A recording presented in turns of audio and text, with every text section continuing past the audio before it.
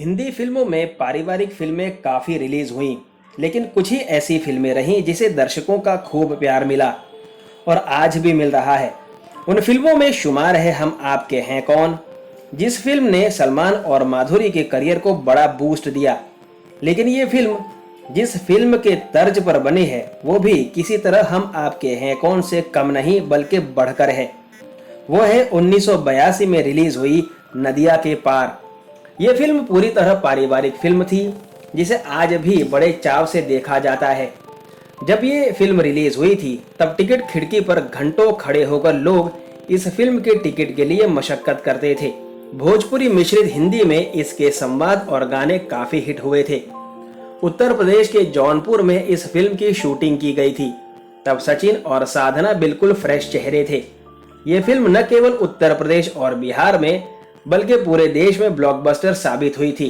Film की release के इतने साल बीत चुके हैं, लेकिन क्या आप जानते हैं इसमें काम करने वाले सितारे अब कहां हैं और कैसे दिखते हैं?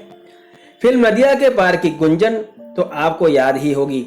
गुंजा का किरदार निभाने वाली ये हीरोइन थी साधना सिंह। नदिया के पार साधना की डेब्यू फिल्म थी। साधना को इस फिल्म के लिए काफी सराहना मिली थी। इसके बाद उन्होंने करीब 20 फिल्मों में काम किया। इसमें जुगनी और मुक्काबाज जैसी फिल्में शामिल हैं। साधना लंबे समय से लाइमलाइट से दूर हैं। साधना का सपना हीरोइन बनना नहीं था, इसलिए सफल डेब्यू के बाद उन्होंने गिनती की कुछ फिल्में की और फिर फिल्म इंडस्ट्री छोड़ दी। इसके बाद उन्होंने टीवी का रुख किया। साधना सिर्फ एक बेहतरीन हीरोइन ही नहीं बल्कि एक उम्दा सिंगर भी हैं। इस फिल्म में सचिन पिलगांवकर ने चंदन का किरदार निभाया था। सचिन ने महज 4 साल की उम्र में ही एक्टिंग की दुनिया में डेब्यू कर लिया था। अपनी सहज मुस्कान और अदायगी के बल पर सचिन ने जल्द ही अपनी पहचान बना ली। सचिन की यादगार फिल्मों में राजश्री प्रोडक्शन की ही 2 फिल्में अखियों के झरोखे से और नदिया के पार है। शोले, त्रिशूल, सत्ते पे सत्ता जैसी कई यादगार फिल्मों में सचिन ने छोटा लेकिन अहम रोल निभाया। सचिन फिल्मों के अलावा कई टीवी सीरियल्स में भी नजर आ चुके हैं। सचिन फिल्मों में अब भी पूरी तरह एक्टिव हैं। वो मराठी और हिंदी दोनों ही इंडस्ट्रीज में बतौर एक्टर काम कर रहे हैं। नदिया के पार में इंदर ठाकुर ने चंदन के बड़े भाई ओमकार की भूमिका निभाई थी। हालांकि 35 साल की उम्र में ही उनकी परिवार संग मौत हो गई थी। 23 जून 1985 में हुए Air India flight Kanishka 182 crash में उनकी मौत हो गई थी। इस हवाई जहाज में बैठे सभी 307 पैसेंजर और 22 क्रू मेंबर्स की मौत हो गई थी। ये एक साजिश के तहत किया गया हमला था।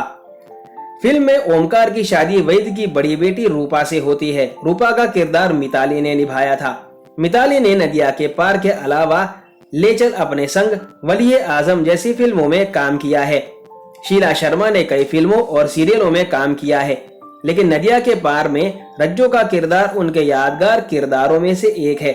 शीला ने महाभारत में देवकी का किरदार निभाया था। शीला की पहली फिल्म 1982 में आई सुन सजना थी, लेकिन पहचान उन्हें उसी साल रिलीज हुई फिल्म नदिया के पार से मिली थी। लीला मिश्रा बेहद खूबसूरत अभिनेत्री थी, लेकिन उन्होंने कभी कोई लीड रोल नहीं निभाया। ऐसा नहीं था कि उन्हें लीड रोल ऑफर नहीं हुए, बल्कि उन्होंने करने से ही मना कर दिया था। इसके पीछे की वजह कही जाती है कि लीला मिश्रा को पराये मर्दों का छूना बिल्कुल भी पसंद नहीं था। यही वजह थी कि वो हमेशा ही माँ, मौसी, नानी और चाची वाले किरदारों में ही नजर आती थी। नदिया के पार में उन्होंने काकी का किरदार निभाया था।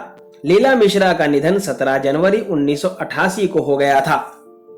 आज के वीडियो में बस इतना ही। वैसे नदिया के पार फिल्म का कौन सा कैरेक्टर आपका पसंदीदा है ये जरूर बताइएगा।